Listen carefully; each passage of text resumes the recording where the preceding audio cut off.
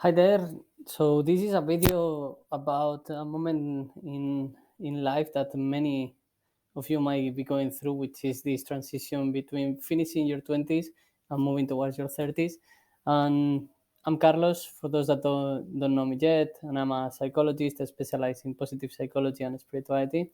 And what I bring you here today is a bit of an update and an update of our personal values that you might want to go through at different moments of your life. So this is a bit complicated. Bear with me. It's going to be very interesting, very insightful for you, and we're going to learn a bit how to transition during the different stages of your life in a way that is smooth, so that you can facilitate your growth. And I've entitled this feedback session for my 20s self, because that would be something that my younger version of myself would be willing to listen very keenly and with a lot of insights from his part. So these are the different topics that we're going to cover today, and beware of your foundations, because values is one of the most important things that we can understand about ourselves, right? Because it shape our realities, and it shape the way we understand ourselves, the way we understand the world, the way we behave and interact, and even the way we feel, the way we believe about the world and everything that surrounds us, and also inside us.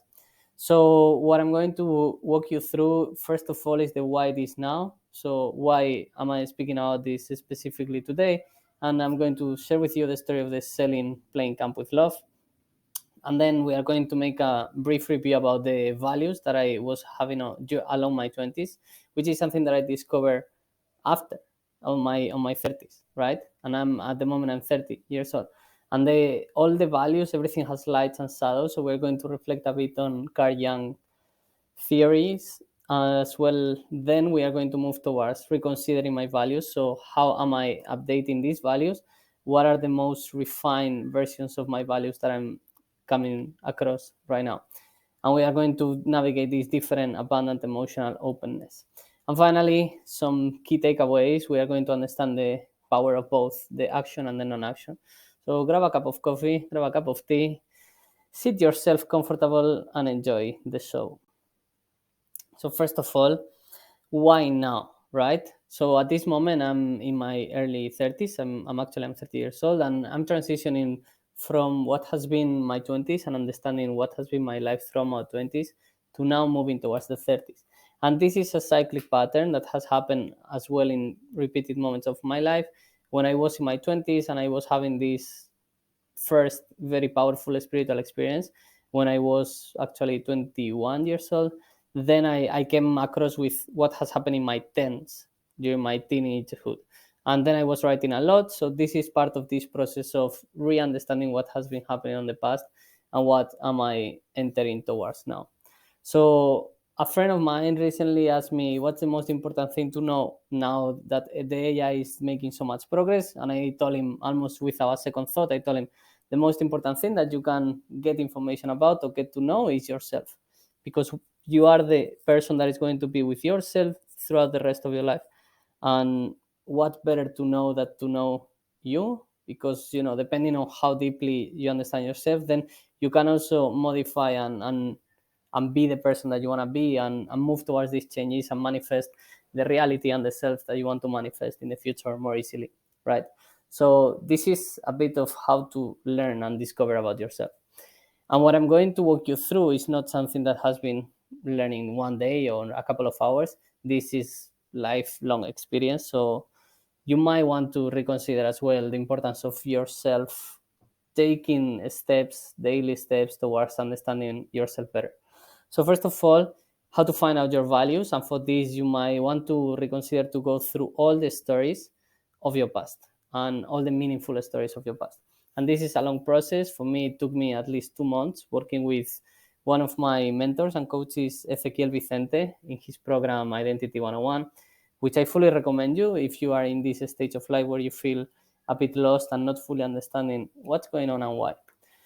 So first of all, you find out what are your values. After figuring out what are the most important positive and negative stories of your life, then you extract what is the key core components of these different stories and how these values have been guiding your life and your decisions throughout basically all your life, or at least your previous years. Second, you evaluate the outcome. So what we want to do here is to understand how these different values have taken you into the moment, the present moment where you are today, right? So how they affected your different decisions and how they put you in the state that you are today. And for that, we need to both analyze the present that you are living, and try to look the most objective view on what's going on around you, both the good things as well as the negative things, so the things that you dislike as well. And there is especially very powerful information in those things that you don't like, in those moments of suffering, which is these Kenso and Shatori moments. So for the Kensho is when you are growing by pain, when you are in a state of pain, but there is a lesson, there is a gem, there is a pearl, a golden gem of information that you are not realizing yet, and that's why you are going through pain. And the Satori is more like you are having powerful insights on observing what's going on around you. And third, so we move to the third step, which is to move consciously ahead and solidify your future. And solidify can be also fluidify your future, right? So it's both, as we will see later on, is the balance between what is static and what is fluid, and how to have a clear vision for your future, but also be fluid to different changes that can appear. So we are open to those. And to move consciously ahead basically is you are more knowledgeable of what's going on in your life, what's going on in yourself, and you want to, and you have a clear direction on where you are moving towards. And this is where the consciousness appears, right? And finally, as I mentioned, this is 10 years of therapy, even longer. So it's self-therapy, it's narrative therapy, it's talking therapy. It's a long journey, a long process. So take this with a bit of, steps forwards every day, and understanding different aspects of yourself day by day, right? I'm not asking you to become enlightened in 1 hour. I'm inviting you to go through the process with joy. So the journey starts always under your feet, and there is this lovely Taoistic verse which says a 1,000 miles journey starts on the spot under your feet. So the first thing is to realize where you are today, what is the level of self-awareness, self-knowledge, and how to move forward in throughout the next years of therapy of your life, right? Years of self-discovery. And the story of how we arrived here is the story of the Selling with Love, the plane camp. So at the moment, I'm working quite intensely in the development, in the creation, in the growth of Plane Camp, which is these experiences where I facilitate people to connect with their inner child, and to be playful, and to play with each other, and to have fun, and to reconnect with the joy of being alive surrounded of other people, so they can connect with themselves, with their inner kids, they can connect with each other in a playful manner, and they can become more aware of their environment. And at the moment, I'm living in Bali. So I was in this city in Ubud, which is a city known because it has a lot of spiritual people, and spiritual people are oversensitive. So they are highly sensitive people, and they claim to take decisions based on energy and intuition, which for me, I understand energy as an unconscious awareness or perception of their inner gut feeling, right? So it's this awareness, perception of their intuitive feelings, and then they can actually verbalize what is the balance, the outcome, if it's positive or negative. But they are many occasions they are not able to articulate or verbalize what is the rationale behind, what is the thinking, the cognitive process, because it's not cognitive in many occasions, it's subcognitive, subconscious. So I was selling playing camp around Ubud, and then there was this experience where I was explaining people the idea. They were all like really positive. They were perceiving it as really positive, and they were like, "Wow, I love the idea. I want to join, and I want to play." And when I was telling them more about the idea, and eventually when I was telling them the logistics, or when it was going to be, or how it was going to be, or how much it was going to cost to participate in the playing camp experience, then the energy, right, the perception of myself, or something that I said or something that I did, changed for them. And then a lot of people presented a lot of interest initially, but later the show up rate, the amount of people that show up into the workshops, was not as big. And I was thinking there is something going on. And while asking feedback to different people, some people refer that I am very ambitious and I do things with love, and I want them to succeed. I want myself to succeed as well as the things that I do. I want them to succeed. So this intensity, this force that I was applying, it was a bit of a getting or grabbing force. So whenever I'm moving forward to get something, it seems like I'm pushing it away from myself. So even if I came with an idea that is powerful because it's about joy, it's about getting fun, it's about love, it's about connection, the way I'm presenting it comes across as offensive, aggressive, or pushy. And this is where communication is everything. So today I was speaking with another of my mentor coaches. In this case, is also my employer, which is Jason Mark Campbell, the founder of Selling with Love. And I've been working with him for the last year and a half already. And I've been learning a lot about sales and about how to communicate in a way that is less aggressive, and how to present also the things I do and the offers I do in a way that is more appealing and attractive for the other person, right? And he mentioned this golden rule, which is do unto others as you would like to do unto yourself, and the platinum rule, which is do unto others as they would like to do unto themselves. And this is so important in the communication. Like I'm a person that I communicate straightforward, directly, and I like things to be very clear and unequivocal somehow. However, for some people, the emotion is more important.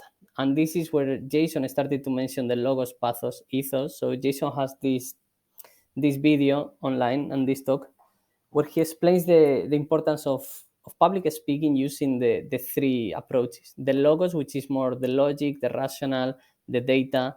The pathos, which refers more to the emotion, to the empathy, to the stories that you tell, as well as the ethos, which refers to the authority, to the speaker that is talking and what is his experience, right?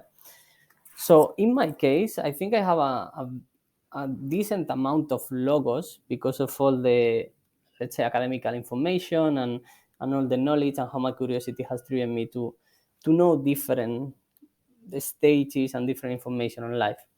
And that's where the mind comes from. Because in my frame, this is like a mind, soul, body triad. The soul is the pathos, which is this joy, this love, which I'm finding difficult to come across in a way that it has all the love and all the joy that I would like to convey and put into other people. So I'm not a very emotional person, and it's something that I'm working into finding that balance. And finally, the ethos. In my case, I like to refer it as the body, because I think that the body cannot lie. If you are a person that is physically active, or that is physically fit, you cannot feign, you cannot fake the state and the strength of your body. And in my case, considering my background as a performing artist, as a dancer, and as a physical theater practitioner, the the virtuosism that I have with my body is something that it claims to my authority, as well as, for example, developing spiritual practices, the achievements that I done, or the things that I'm able to do, or the way I can control my body and my mind and my functioning, that all makes a reference to the ethos, which is the authority that I have eventually put into myself, into this control. And this leads us to the neediness for control, which is actually the origin of the conversation, because I was telling Jason, okay, how can I improve my communication so then I can come across in a way that is more efficient, effective for me to reach out my ultimate outcome, which is bringing more people to playing camp. And he was like, that neediness for control is what comes across in a way that is it's too strong. It can be too pushy, and it's so meta that at this point you also want to control the way you communicate. So that's where spoiler alert. Later on on this presentation, we will reach to this point of Gu Wei and getting connected again with the original enlightened trigger that I had at the beginning of my 20s, which was the Tao Te Ching and the Taoism, right? So in this neediness for control is the what comes across also as a scarcity, which is also it can be perceived as dangerous, right? Because when a person doesn't have something, he's with the energy, with the intention of taking, and when the person is going with the intention of taking, then the other people become defensive. On the other hand, when someone comes with abundance, then the person becomes more attractive because other people want to be around an abundant person, right? And especially very important that Jason mentioned is the relevance of the expectations that I put into my interactions with people. And this has been happening from all my life. And this is the beginning of social rejection, right? So if I'm creating playing camp with a lot of love and a lot of happiness, and I want the best for the planet and for the participants, then I have an expectation of how the interaction should be. This is such a good idea. I'm putting so much effort, so I put it out there.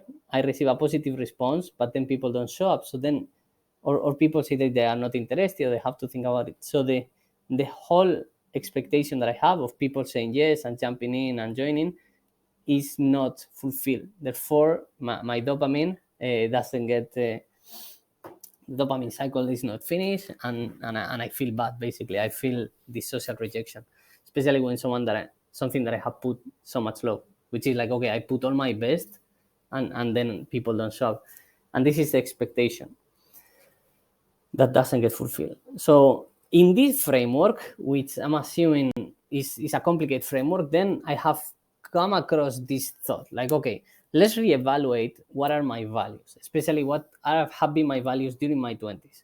And this comes with both the lights and the shadows. So let's take a look at what have been my three main values across my 20s and how they both present light and shadows. So the three values that I was able to distill, to find, to subtract out of all my relevant stories when I was working with Ezequiel in his program Identity 101, which is it has some similarities and some overlaps with a narrative therapy, especially based on Jordan Peterson, on the self-authoring. So first we go through past experiences, we understand what are the lessons that we can get from there. Then we go to the present state, like where are we, what are the core of our personalities and characteristics of our being, and then we develop a vision for the future. So going through this process, I found out these three values, which is shared hedonism. I want to enjoy my life, I want to be happy, and I want to be joyful around other people and enjoy my being and my consciousness. That's the first value. The second value is challenging growth. So I've been wanting to grow and to expand and to find myself doing something that it was beyond my limits in ways that in many occasions were very challenging and difficult. And finally, the genuine exposure, which is also this raw authenticity, like showing myself as I am, like totally nakedness and genuine and real without any type of manufacturing, right? And you can find a lot of examples of this throughout my book, The 13 Letters since 2013. So first, we are going to take a look at the light. So what is let's say, the positive aspects, the benefits of having these values, this guidance throughout my 20s. First of all, for the shared hedonism, I can say that I have a huge amount of global friendships, right? So I've been traveling a lot, I've been in different countries, and I've been meeting people from everywhere.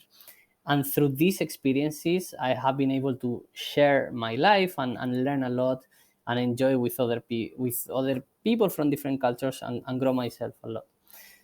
Second, the experience seeker. So this has led me also to travel the world, to enjoy myself, to try many different things, and to have, like, let's say, a broader understanding of what's possible in this life.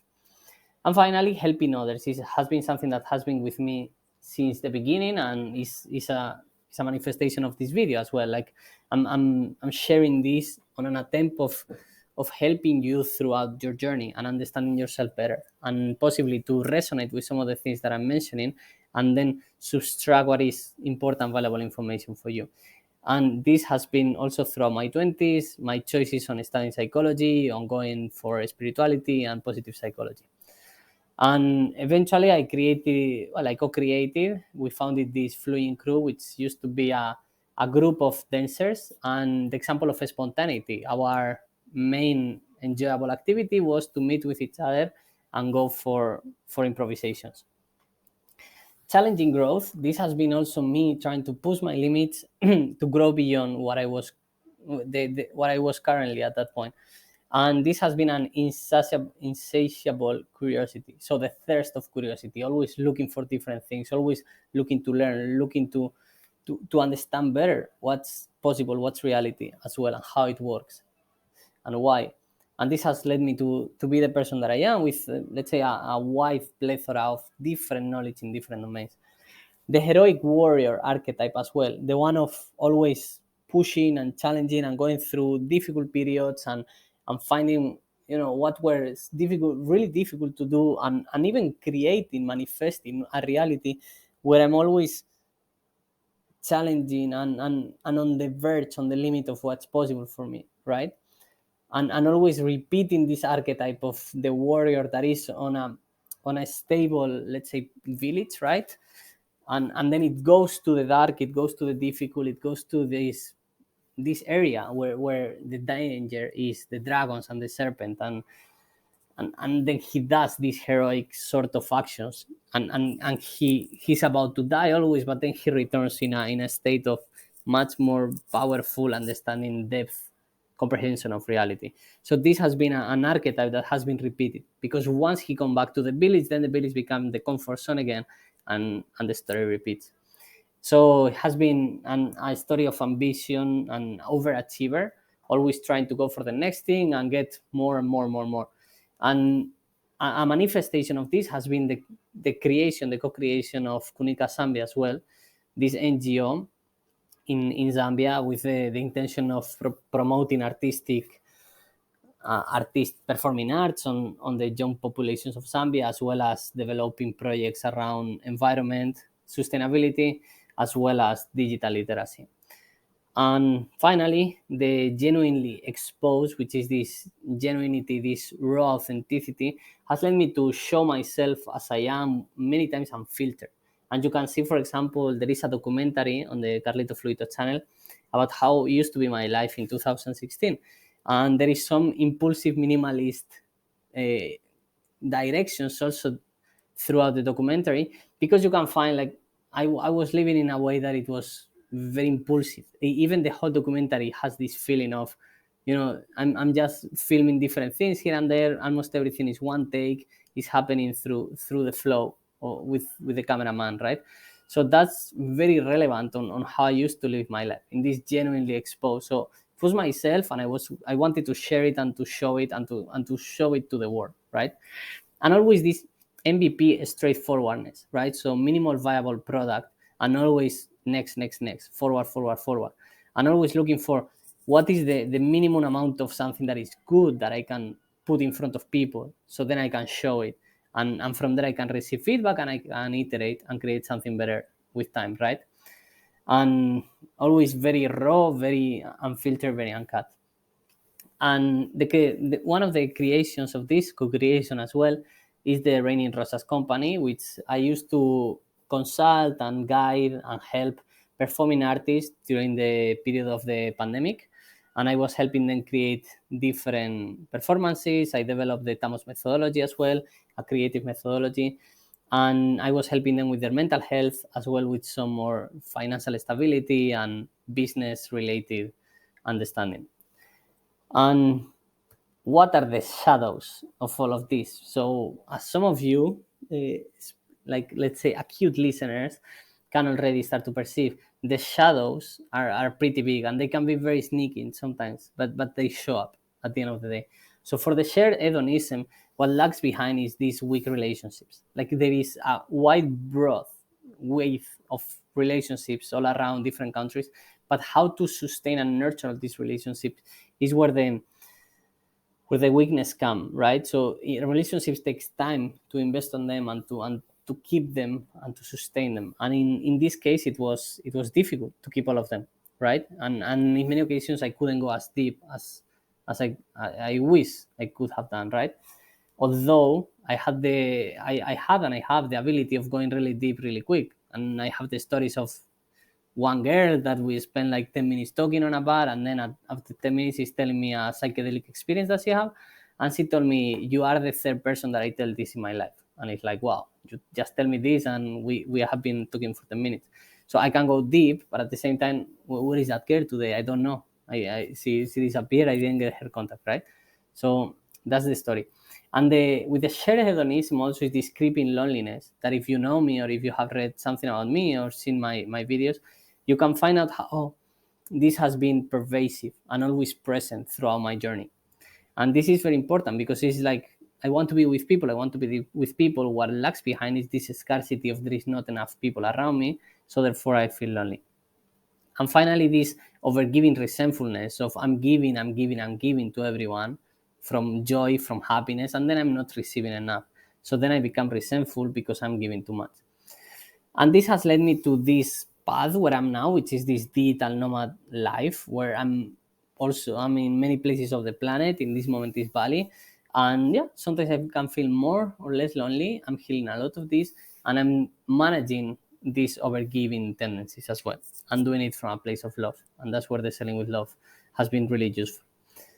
Then we go for the challenging growth, and I would like to mention, just to make reference, selling with love, Jason has helped me a lot with to develop more solid, deep relationships, as well as to find my loneliness, therefore, and to give from a place of love, because then I'm receiving back, which is the whole selling experience, right?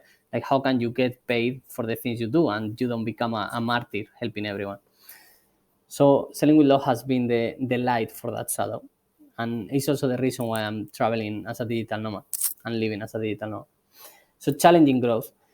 For the challenging growth, the shadow aspect of it is this pervasive unsatisfaction, which is the Buddhist concept of dukkha, right? Which is like we are always suffering and we are always seeking for the next thing, seeking for the next thing.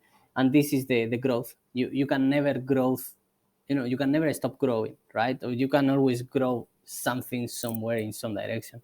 And if you put the challenge in the suffering also, what you're adding here is like an adrenaline addiction, right? And I have been risking my life in different situations. The other day I was hiking in Montakung, and I saw this guy that appeared in the middle of nowhere. Actually, I saw like a red dot light in the middle of the night, because we climb at night and we are on the top. And then I see this tiny red dot, and I'm like, what is that? Cannot be an animal. It's something. It's a phone or a light. And then 20 minutes later, this guy appears with a GoPro and the blinking light. And this guy had like literally crossed the jungle, right? And he's like, bro, you're in Indonesia, you're cruising a jungle. And when I asked him, do you have an insurance? He's like, no, I don't have an insurance. So I used to do that. I used to do this type of things. Maybe not that crazy, but I used to do this type of life risking experiences. And well, luckily I'm here and I'm alive, but this is something that can happen. As well as the need of control, which is like I need to push myself so much that then I'm going to control even more myself. As well, I'm going to start controlling other people, because I'm learning so much about me or how to communicate or life around, right? So this is the shadow aspect of this growth, the need of control, right? And it comes from the scarcity as well, of I am not enough and I have to be more. And the the package, how this is presented, this has been in cyclic burnouts. Like, I always go through stages where I'm taking too much, I'm doing as much as possible, and then suddenly everything starts climbing around. And this has happened in repeated occasions with the different projects that I have been carried out, right? The possible solution of this, as we will see later as well, has been to start to delegate more and to start to use money and the energy of money more in my favor, right? Instead of shaving it, all of it, just distributing, give to other people, help them grow as well, and release some of your work.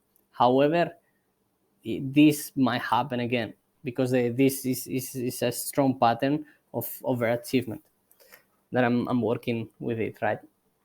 And finally, the genuinely exposed.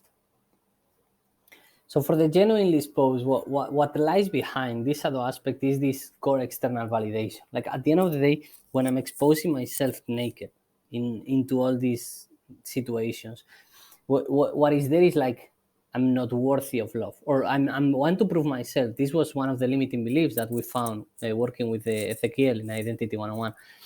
What is the core limiting belief that is lying behind all of these behavioral patterns? And what we found was this I'm not worthy of love, and I want to prove you that I'm not worthy of love. And how I'm going to do it is, I'm going to take you to the limit, and I'm going to show you the most raw and filtered parts of myself.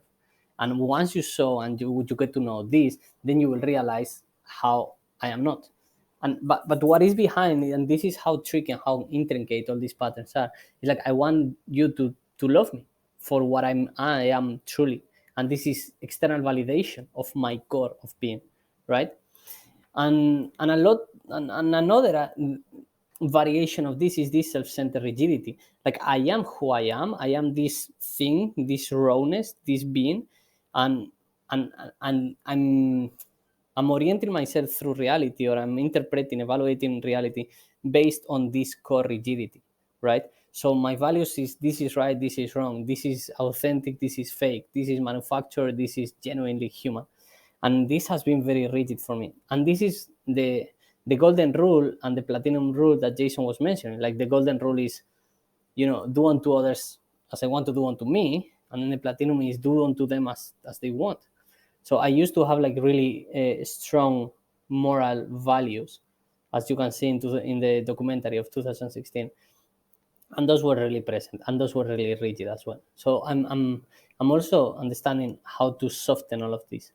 And finally, the unbalanced unprofessionality, right? So how to show myself in a way that if it's raw and uncut and filtered, then the thing is going to get it might get unprofessional, because what we have now is something that hasn't been filtered or improved or developed properly, right? So this is what has been derivating, and the outcome of this is all these inconsistent results in the different enterprises that I have carried out, right? And I hope that all of this is being helpful for you. And I wrote much more in this book in 13 letters since 2013, which is also available in Spanish. And is this text for an emerging adult. So if you're a person crossing their 20s, entering their 30s, or even if you are going to enter your 20s, maybe this feels more alien. But especially if you believe that you have overachieving tendencies, if you are highly energetic, you travel a lot, you are young, you don't have a lot of clarity, the book navigates around relationships, the importance of relationships, the importance of meaning of life, of knowing why you are here, who you are with, this is the relationships, and finally, how can you make your life count, the meaning of life, and how to grow, of which direction, how can you grow, or what are you becoming, right? So all these questions are presented throughout the books, throughout these letters, and I invite you to get a copy, take a look at it, read it, share your insights with me, and enjoy the journey, and eventually start writing your own book. And this was published in 2021 in December. So now we are moving towards the 30s, which is reconsidering my values. And we have these three keywords: the abundant, emotional, openness. So instead of moving from scarcity, we are going to reverse the tendency. We are going to move from abundance. Instead of moving through my thoughts, through my mind, we are going to reframe it and start moving more through the emotions. And finally, instead of being so focused, narrow-minded into success, into achievement, we're going to open a bit more the framework of perception, and observe more what's going on and what can I receive. So from shared hedonism, the updated reframe of the value now is joyful play, right? As we are going to discover in a bit. From challenging growth, we are transforming it into effortless expansion. So we are not going to suffer so much through the journey. And finally, from genuine exposure, we are going to present something that is more polished, this polished presence. So the light, because all of these have light and shadows, and it's really important and relevant to be very aware also of the tricky things. So the light, the benefits of these values is like joyful play. Now, I'm entering a moment where I'm choosing to develop a life that is going to be a win-win collaboration, right? And this is with people and with activities. So everything I do, it has to be win-win for both parts. Like I have a clear boundaries now into I'm not going to overgive, to over-sacrifice, to go martyr. I'm going to play something that I enjoy, that is joyful. And this life is a game. And I was giving a talk in Mind Valley U last year, and that was the title of the talk, like life as a game, play with joy. So everything you do, you can bring playfulness into it, and you can enjoy it, and you can bring the attitude of the kid that is discovering and playing with it. And finally, this will help me to attract the right type of playmates. And this this refers both to the romantic relationships, to the friendship, as well as to develop a more playful relationship with my relatives and attract them through play. So, and that's the story. Like when you see people playing, then you want to join them because you want to get from that energy and that surrounding. And the main project, as I mentioned before, is Playing Camp. We are developing these experiences for groups of people, for companies, for people that want to connect with their inner child, with their imagination, their creativity, their innovation, and to bring more playfulness and better relationships into their life. And this applies to families, this applies to couples, this applies to teammates in work environments, and it's a transformative, really powerful experience. And the second value is the effortless expansion, which is this: how can I keep on growing in a way that is expanded? And expansion, I love the expansion because it goes a bit in every direction, right? So it's not bounded, it's not like very unidirectional.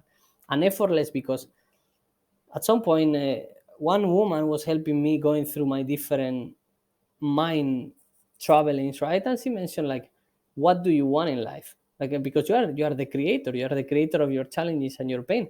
And she asked me, do you want to walk in a path of sand or do you want to walk in a path of stones? And the path of a sand is soft, is comfortable, is enjoyable, and the path of a stone is painful. So the path of a stone is going to make your feet get harder and get stronger. And the path of sun is going to make you come back to the present and enjoy yourself. And she asked me, like, what do you want? You want the sun, you want the stones, because I'm choosing. And what we get here is to start stepping into trust and surrender, which is something really difficult for someone like me. Like, okay, how can I trust that I'm going to receive from the universe everything that I need, right? And is this attraction? You see how the different values support each other. So trusting that I'm going to receive and surrendering, I stop working so much and I start being open to receive these new things that life is bringing to me. And it's happening with Playing Camp. More and more people are telling me like, we love the idea, we want to join, how can we collaborate, how can I help you to bring this to more people in the planet? And finally, to give abundantly. Again, being mindful and aware of the limits and not overgiving, but giving from a point of abundance. Because as Joe Vitale said, you cannot overgive the universe. Like I'm giving so much, but then all these people appear to me and they are willing to support me on my journey. And what am I creating concerning the effortless expansion is this podcast called Spirituality and Psychology, SPIPSY, where we are covering and tackling the different aspects of both spirituality and what is spirituality from a subjective, more esoteric point of view, and like what is possible or what we don't know about consciousness. And then psychology, which is more the rational scientific studies, academic studies that support some of the claims of spirituality. And how can we bridge these two worlds between spirituality and psychology? And how can we start developing a dialogue that supports both the science as well as the esoteric claims?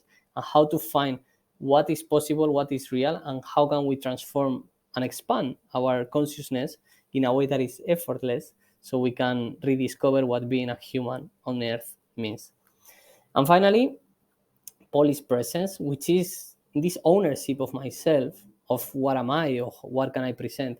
And at the end of the day, people like to get nice cooked food, right? Like I never cared too much about this, and this is the minimalistic, but it's true. Like especially women for men, listen out, guys. They are mechanisms of alignment. They are tools of alignment. Like whenever something is not going right in your life, women are going to indicate you directly or indirectly, right? And they are really perceptive. They are really smart. They are really socially skilled to tell you what is not going good, right? And this is the story of Adam and Eve, like how quickly Eve was able to transfer this knowledge, this apple, into Adam. And then he realized, like, okay, life is not just sitting on a garden eating fruits and naked. Maybe it's time to start putting your shit together because I'm gonna have a kid. It's going to be painful, and you might want to work so you and me we can both be protected. And this is the story of the Genesis in a way that Eve was giving this information into Adam, and then the man has to man up basically and has to start working and taking ownership and responsibility of his own self as well as the other people. And this is the polis presence. Like how can I present myself in a way that is solid and is more refined, right? And others focus stability, which is this story of Adam and Eve. It's not only about me and my ego and what I can do. It's more about how can I provide stability and security to other people just by my presence in many occasions, which I don't even need to talk for too much or too long, like it might be happening in this video. And one of the manifestations of this that hasn't happened yet is this Chitenge Fluito, which is a brand of clothes based on African patterns, and how to present myself in a way that is playful, that is expanded, as well as that is a polished presence, because it's beautiful and is handmade, is tailor made, right? So we are working as well in the co-creation of Chitenge Fluito. And obviously, the shadows. What are the shadows of these beautiful values that we just come up and then we update it? And this is really important because, in the moment that you just had a new idea, a new revelation, and you thought, okay, I solved the problem of my old values and I have new values and everything is going to be amazing and beautiful. It's like, wait, maybe it's time. Maybe it's time to stop being a kid and thinking that the last thing that you discover is the best thing ever and everything is going to be solved forever. Maybe it's time to add higher degrees of complexity into your life and to start understanding, okay, what if this is also not the ultimate version, and also there might be things that I'm not able to see. And it's really important to remember that we don't know what we don't know, because there are some things we know, little ones, few things. There are some things we know we don't know, which are many. But then what about the things that you don't know that you don't know? So it's so outside of your awareness. And this is the blind spots that we all have. So what are the blind spots that might appear, and how to fence ourselves, how to prepare ourselves to not be attacked when we less expect it by these shadows, by these blind spots. So first of all, for the joyful play, what we can face now is this lack of depth. Because play is this thing that it's on the present, it's funny, it's happy, and then it's kind of denying the suffering that is intrinsic to human life, right? Of self-awareness. Because when we are playing, we lose the sense of self. So we become so happy in the present. So it might lack depth, as well as it can trigger uncertainty to many people. It's like, yeah, you can play, but what's happening after? It's not solid, it's not certain, it's not secure for many people, and this can be a trigger for them, as well as at some point for me, like, okay, I'm gonna play for how long and then what, right? And the fluidity of relationship, which has been a pattern of my past, also this week relationships. Now when I play, is this 3-4 years old self that can be friend of whoever has in front of themselves, right? And then we create this really powerful emotional relationship with each other, and then we are friends for life. But what? They come, they go, they disappear. So how is that going to affect me? And maybe the possibility of this is to create this golden bubble where everything is beautiful, but bubbles burst. So the counterpart of this, and how to let's say, to protect us from that, is to create this grounded transformation. How can we ground ourselves and focus on doing transformations into people as well as in the self that are durable through time? So they are grounded and they are durable, right? So this is the process of interiorizing all the teachings, all the knowledge, all the learnings, the wisdom that we receive while we are playing, while we are going through this joyful play. Effortless expansion. The risk here is this lack of direction. The same way the expansion goes everywhere in every direction. Yeah, what if I feeling lost because I don't know if I'm going there, if I'm going there, if I'm going there. So then it's becoming back to this surrender. Like, okay, maybe I'm going through all the directions at the same time and I don't know. And the other danger that is there is the imposter syndrome. What if, because I'm growing in this expansive way and I'm not putting effort into it, then I start saying, okay, do I really deserve this? Am I able? I mean, I'm the person that should be here. Like, did I put the effort to get all these results so quickly? And this is the type of doubts that create all this self-sabotage, which I want to be, or we might want to be, like, really aware of them. And finally, the indigestion symptomatology, which is like so many things happening at the same time, so many processes, so many insights, so many new things happening. And then it's like, okay, companies die more from indigestion than starvation. Like, okay, let's create 20 different products. Let's make 20 launches. And it's like all this expansion everywhere might create this indigestion. And the problem of indigestion is like you puke, you cannot process what's going on, right? And no, the potential of this is to create this Babel tower which grows so quickly, wants to be God. And then God, the ultimate understanding of the universe, is like scrambling everything down.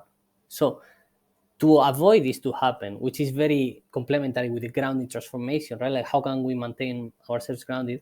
Is the humble acceptance. Is the acceptance of the things that I don't know, and doing it from a point of humility. Like, okay, I don't know how this works. It's just coming to me, and I'm going to accept it because it's coming positively, and I want to bring it into my life and stay with it.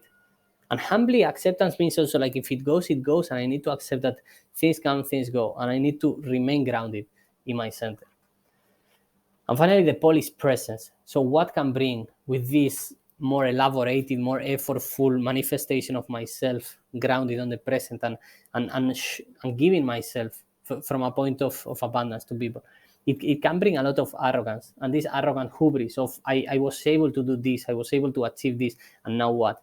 And this happens with a lot of people that are highly successful, that they polish themselves, they have a strong presence, but then they are not the, the friendliest people to be around. They can be pricks basically, and this is something to avoid, right? Which I used to be pretty arrogant. So now it's like, how can I move towards this point in life where now is the hubris, the arrogant can be justified, but I need to be very mindful of not falling into that. The need of control again, right? So because I'm controlling everything in my life, now I want everything to be perfect, and I'm going to control everything that I'm wearing, or what I'm saying, what I'm being, everything that is around, and this can bring the tyranny and the authority as well. And finally, the scarcity of excellence, which if I don't live in excellence, then I'm going to start rejecting a lot of realities, and I'm going to only select the excellence. So this is going to create a lot of rejection for a lot of people as well. So how can I be more abundant into what is excellent than what it is now, which associates with the humble acceptance as well? And what I need to be mindful of is to create this ivory palace where everyone around me is the highest quality, the best, and everything is perfect, right? So, or I want to live in this polished state of present where everything is perfect. So how to be mindful of that, and what is the counterpart, the protection for that, is to create this patience, compassion. So when I'm interacting with people or where something is around, to compassionately accept things how they are at the moment, to empathize with the other person, with the situation, with the process that is going on, and to behave with patience, to relax into it, and to understand that everyone is going through their process, and everyone is in their own different stages. And the current manifestation of these three components, right? These grounded transformations and this humble acceptance, as well as the patient compassion, a very powerful manifestation of this is the playing camp, because there I can facilitate experience. I'm just a co-creator of people's transformations and lives in the present moment, in the joyful. It's all my values together.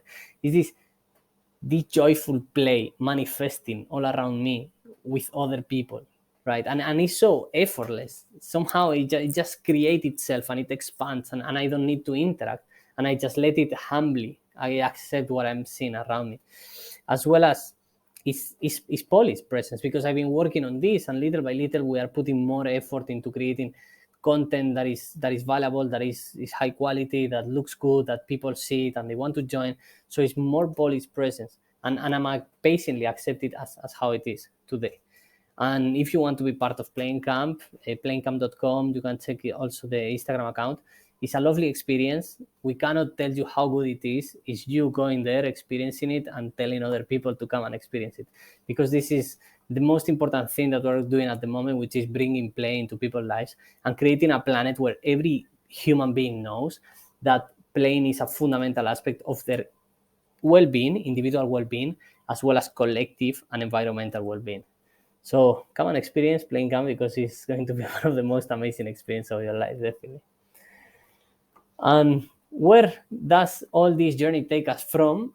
It takes us to the action and non-action. So it's what are the key takeaways that we get from all this presentation. And now we are going to refer directly to Taoism, which was this book in the 20s, the Tao Te Ching, which, by the way, here we go. And I want to make homage to this book that has been traveling with me for so many countries of the planet, and opening a random page, which I love to do this. As Tao is to the world, so are streams and valleys to rivers and seas. And believe me, I don't understand, but I love it because with one sentence, you can be thinking for hours, basically. So as Tao is to the world, so are streams and valleys to river and seas. And that's the beauty of Taoism, that it focuses so much on the vacuum of it, on the space that it creates, on the nothingness, on the non-action. Because where the non-action is where the action can be present itself. So it's not so much about this whole culture of you have to do, you have to hustle, you have to be, you have to create, you have to. It's more of, okay, what is now? What is the space now? How can I move effortlessly? So it's this concept of Wu Wei, which is the effortless action, right? Like, what is the easiest thing to be into flow, to move ahead? And this requires all the introspection work that we have done before of understanding our values and even updating those values, right? And organizing them in a way that when I have to take a decision in life, I'm thinking, okay, what are my values? Is this aligned with my values? Do I really want to do this? Is this supporting my life vision? And this is the organized Wu Wei. So the Wu Wei is this effortless thing, which is the values, which is my guides in life to take decisions and in an organized way. So then I can decide if I want to go this way or this way in an effortless way, right? The frameless frame.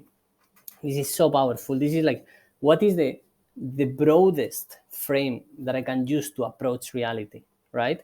And after being on a Catholic school for many years and telling like, this is God, this is the right thing, this is morality, and if you want to be someone in life, then you have to be like Jesus Christ and sacrifice yourself until all your life is miserable, but you still sacrifice yourself. So now we are in a different total context, which is the frameless frame, where everything can happen, and we accept everything as is happening in the present moment, right? And this can be a bit elaborate and intricate, but follow along because it's the path of fully understand how to live and navigate and understand reality and this universe. And finally, for the presence, the polished presence, then we have the silent wisdom. So for the joyful play, we have this organized Wu Wei. So play is such a random Wu Wei experience of flow that we are doing it in organized ways in the playing up experiences. Then the frameless frame. Now we are speaking about the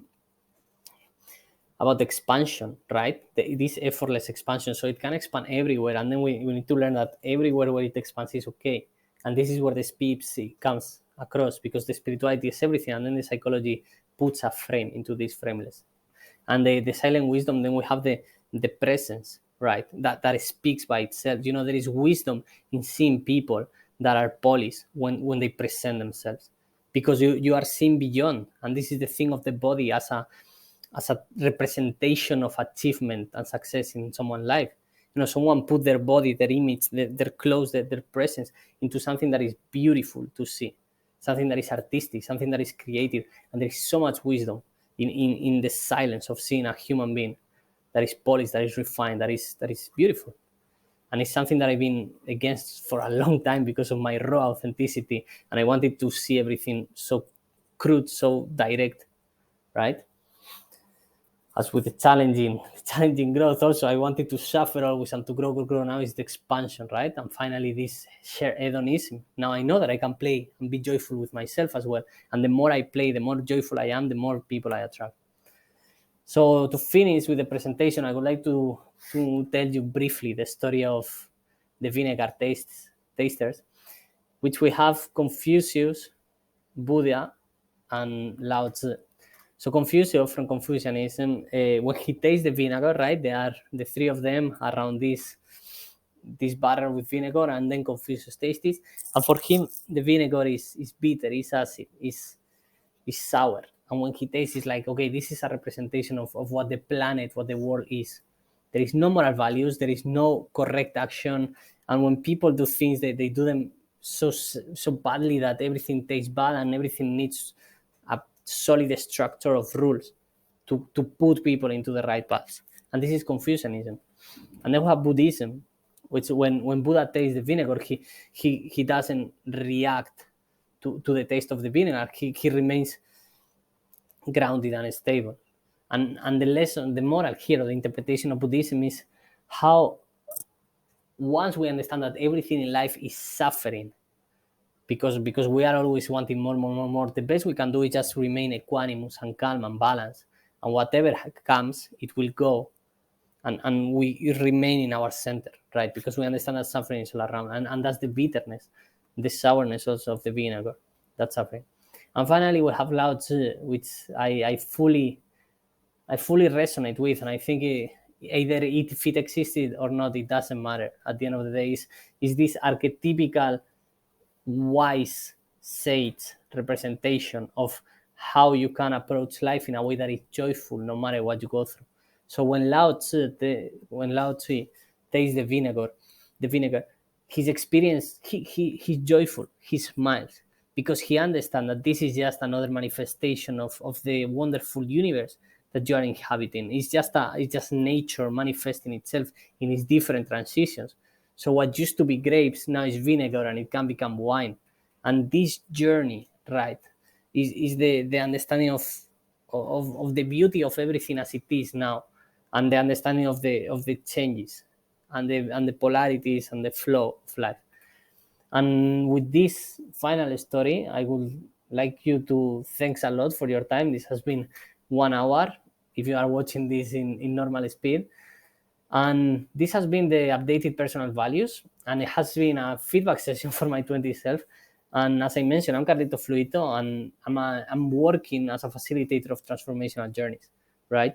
And if you are interested into working more in a one-on-one environment with me, I fully invite you to reach out to Carlito Fluito Gmail, to check the website, and to start having a conversation and see if what I do resonates with the way that you want to move forward in life.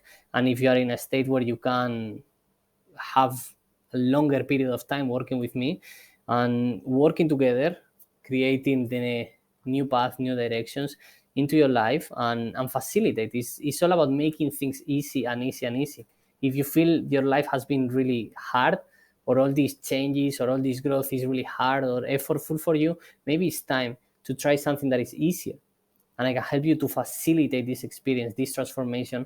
And it's not so much about outcome oriented and become this in 3 months or become this in 6 months. It's more about what is the journey, how are you navigating the journey, where are you going into the journey, and how the journey is transforming you. How can we make this trip easy so you don't need to suffer?